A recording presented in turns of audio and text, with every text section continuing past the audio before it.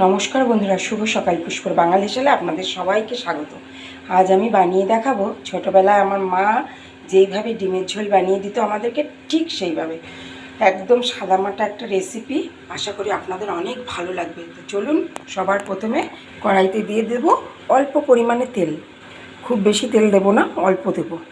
সেদ্ধ করা ডিম অর্ধেক করে রেখেছি, এর ওপরে লবণ দিয়ে দেবো। এইভাবে ডিম রান্না করলে ডিমের ঝোলের সেন্ট কিন্তু পুরো বদলে যাবে। ডিমগুলো দেখুন বন্ধুরা, এক পিঠ ভাজা হয়ে গেলে ঠিক আলতো হাতে এইভাবে উল্টে দেবো প্রত্যেক কটা ডিমকে। দেখুন বন্ধুরা, সব ডিমগুলো আমার ভাজা হয়ে গেছে সুন্দরভাবে। এবার ওই তেলেই আমি লবণ হলুদ দিয়ে ছোট ছোট টুকরো করে কেটে রেখেছি আলু একটু ভেজে নেব। কিন্তু এমনভাবে ভাজবো যেন ভাজতে ভাজতে আলুটা সেদ্ধ হয়ে যায়, ঢাকা চাপা দিয়ে গ্যাসটা লো করে। ততক্ষণে বন্ধুরা আমি দেখিয়ে দিই, মশলার জন্য নিয়েছি গোটা জিরে, গোটা শুকনো লঙ্কা আর রসুন আর আদা। এটার আমি একটা মিহি পেস্ট করব, পেঁয়াজটা পেস্ট করব না।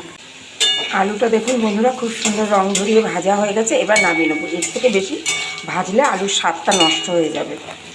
ওই তেলে ফোড়ন দিয়ে দেবো গোটা জিরে আর তেজপাতা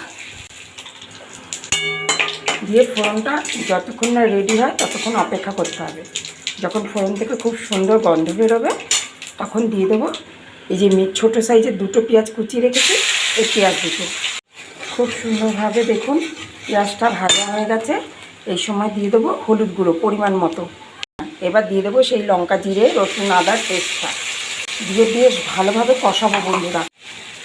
এটা একটু ঝোল ঝোল হবে, সেই বুঝে লবণ দিয়ে দেবো। মশলাটা ভালোভাবে কষানোর জন্য মিক্সির বাটি দিয়ে কিছুটা জল দিয়ে দেবো। দিয়ে এবার মশলাটাকে খুব ভালোভাবে কষিয়ে নেব। দেখুন বন্ধুরা, মশলা থেকে কি সুন্দর তেল ছাড়ছে আর কত সুন্দর কালার হয়েছে। কোনো রকম পেঁয়াজ বাটা ফাটা কিছু টমেটো দিইনি। এবার দিয়ে দেবো ভেজে রাখা আলুগুলো। এবার দেখুন খুব সুন্দরভাবে কষানো হয়ে গেছে আলুটাকে। এবার দিয়ে দেবো পরিমাণ মতন জল ঝোলের জন্য। আমি প্রথমেই বলেছি এটা একটু ঝোল ঝোল হবে, সেই বুঝে ঝোলটা আমি দিলাম। ঠিক এতটা পরিমাণে ঝোল দিলাম। এবার ঢাকা চাপা দিয়ে আমি এটাকে বেশ মিনিট 3 ভালোভাবে ফুটিয়ে নেবো ঝোলটা। চলুন দেখি বন্ধুরা কেমন ফুটছে।